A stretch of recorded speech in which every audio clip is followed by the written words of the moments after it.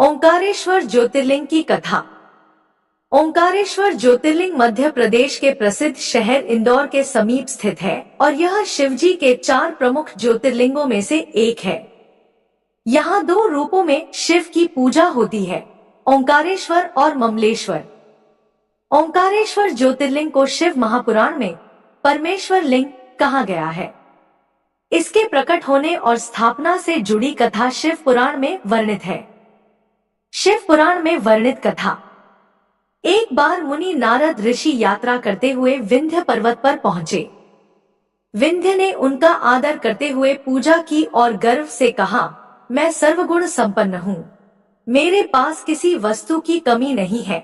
नारद जी ने उनकी बातें सुनी और गहरी सांस लेते हुए चुपचाप खड़े रहे।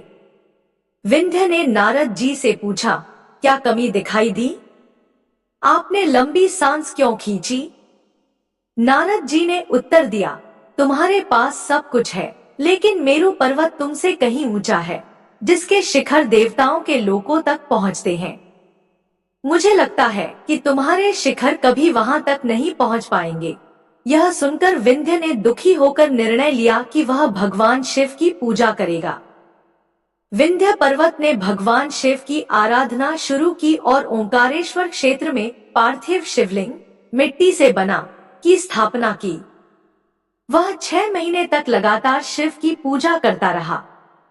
उसकी कठोर तपस्या से भगवान शिव प्रसन्न हो गए और उन्होंने विंध्य को दर्शन दिए। शिव ने कहा, विंध्य, मैं तुमसे प्रसन्न हूँ, जो वर मांगो वह मैं दूंगा।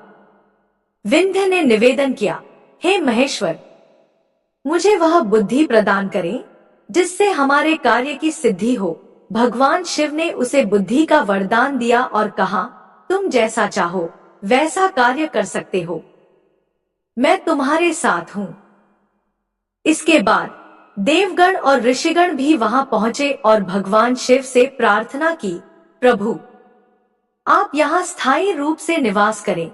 देवताओं की प्रार्थना से शिव प्रसन्न हो गए और उन्होंने स्वीकार किया कि वे इस स्थान पर स्थिर रूप से निवास करेंगे। विंध्य पर्वत की पूजा से ओंकारलिंग 2 रूपों में विभक्त हो गया। एक रूप में भगवान शिव ओंकार के रूप में प्रतिष्ठित हुए और दूसरे रूप में पार्थिव शिवलिंग परमेश्वर लिंग के नाम से विख्यात हुआ, जिसे अमलेश्वर भी कहा जाता है। इस प्रकार ओंकारेश्वर और ममलेश्वर के नाम से शिव के ये 2 ज्योतिर्लिंग प्रसिद्ध हुए, जो भक्तों को उनके अभिलाषित फल प्रदान करते हैं।